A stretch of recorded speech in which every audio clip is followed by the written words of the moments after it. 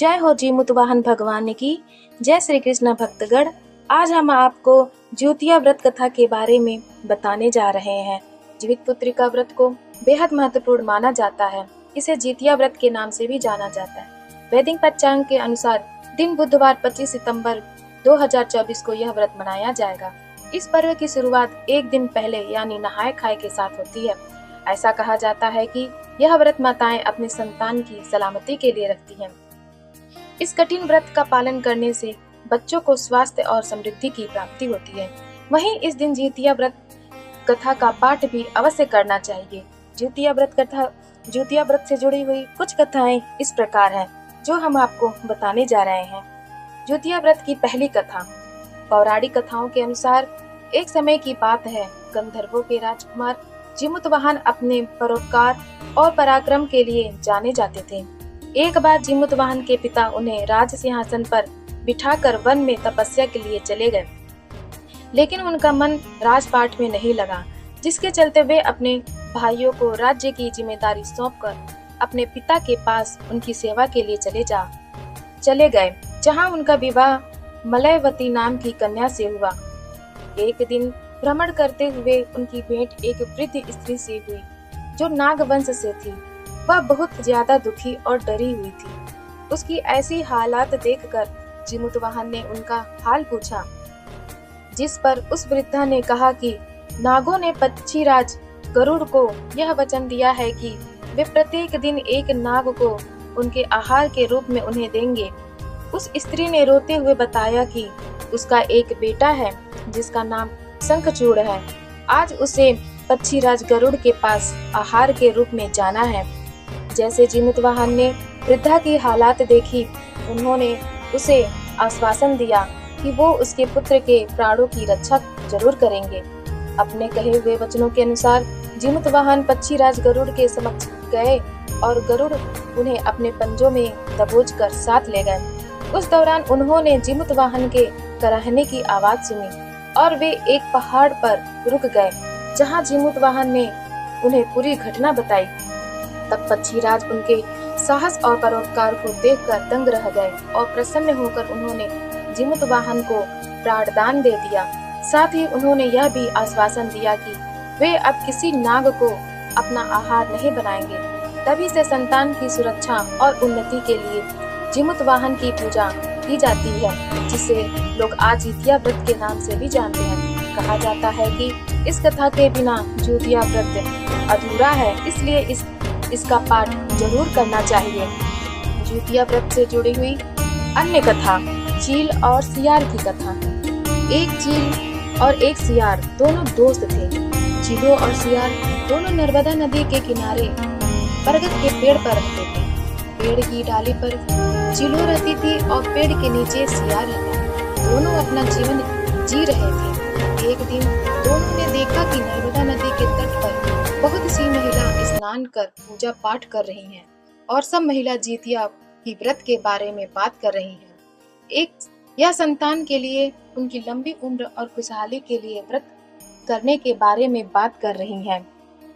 चीलों और सियार यह दृश्य देखकर चकित हो गए और दोनों ने विचार किया कि यह व्रत हम दोनों भी करते हैं। हम इंसान नहीं है तो क्या हुआ, लेकिन संतान तो हमारे भी हैं। फिर नदी किनारे चीलों सियार गए और दोनों नदी में स्नान कर महिला सब जो पूजा पाठ करके गई थी, उसी से दोनों ने पूजा किया और व्रत रखा। इस बीच उसी गांव में एक तेली का बच्चा मर गया, तो उसके परिजन रात में उसका अंतिम संस्कार कर चले गए। यह दृश्य दोनों देख रहे थे। चीलों ने तो पूरी श्रद्धा से जितिया व्रत किया, लेकिन सियार मीट देख अपने को रोक नहीं सकी और वह चीलों को सोने के बाद अपने जितिया व्रत को भंग कर दी। सियार ने अपने मुंह में नदी का पानी भर भर कर जलती चिता की आग को बुझा दिया और पूरा मांस खा गई। जो मांस बच्चा उसको पेड़ के नीचे आकर रख लिया, जिससे वह उसे सुबह खा सके। यह सब दृश्य पेड़ पर बैठी चिल्लूर देख रही थी।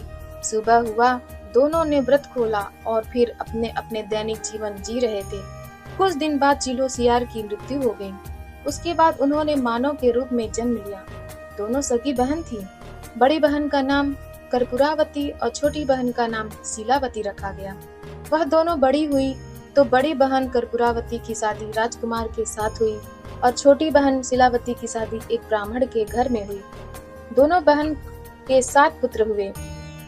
छोटी बहन शीलावती जो ब्राह्मण के घर में शादी होकर गई थी, उसके 7 पुत्र जीवित थे। सब अपना खुशहाल जीवन जी रहे थे, लेकिन बड़ी बहन कर्पूरावती के सभी पुत्र एक एक करके मर गए। इससे बड़ी बहन को छोटी बहन से जलन हुई कि वह गरीब है, फिर भी उसके सभी पुत्र जीवित हैं।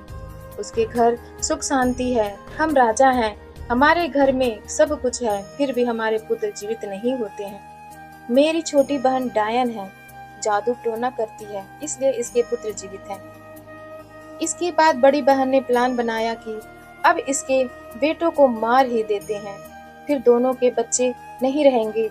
रानी कर्पूरावती ने राजा से शर्त रखी कि मेरी छोटी बहन शीलावती के 7 पुत्र जैसे ही आएंगे उसका सिर काट के मुझे दे दीजिए। राजा मना भी किया, लेकिन रानी की शर्त मानना ही पड़ा।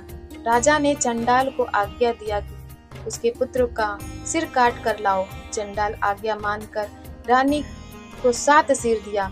इसके बाद रानी ने लाल कपड़े में सभी बच्चों के मुंड को लपेटकर डाली में डालकर अपनी बहन के घर भेज दिया। जब शीलावती और बहू ने व्रत खोला तो उन्होंने कहा कि मेरी बड़ी बहन के यहाँ से सामान आया था, देखो उसमें क्या है। रानी है, बहुत कुछ उपहार भेजी होगी। जब डाली में देखी तो उसमें नारियल थे। कहानी में बताया गया है कि ईश्वर ने जीतिया व्रत के प्रभाव से सभी मुंड को नारियल बना दिया।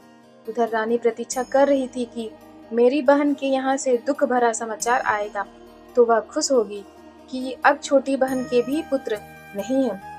उसने जब यह समाचार नहीं सुना तो इसके बारे में राजा को बताया। इस पर राजा कहते हैं कि तुम्हारे कर्म बुरे हैं, इसलिए शीलावती के सभी पुत्र जीवित लौटकर मुंड नारियल बन। अगले वर्ष रानी ने अपनी छोटी बहन से कहा कि तुम मेरे यहाँ आकर व्रत करो, क्योंकि तुम्हारे सारे पुत्र जीवित हैं और मेरे क्यों नहीं। इसके बाद शीलावती ने पूर्व जन्म की घटना सुना दी।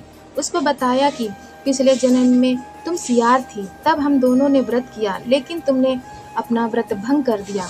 अपने बारे में बताया कि मैं चिल्हो थी और जीतिया व्रत मन से की थी, तो इस जन्म में मेरे पुत्र जीवित हैं, इसलिए जीतिया व्रत बहुत भारी है। जो भी महिला करती है वो भंग नहीं करती और अष्टमी को बिना पानी पिए व्रत रखती है और नवमी को खोलती है। अगर आपको यह कथा अच्छी लगी हुई हो तो अब आप हमारे चैनल सनातन कथा संग्रह को लाइक करें, शेयर करें और सब्सक्राइब करें। धन्यवाद।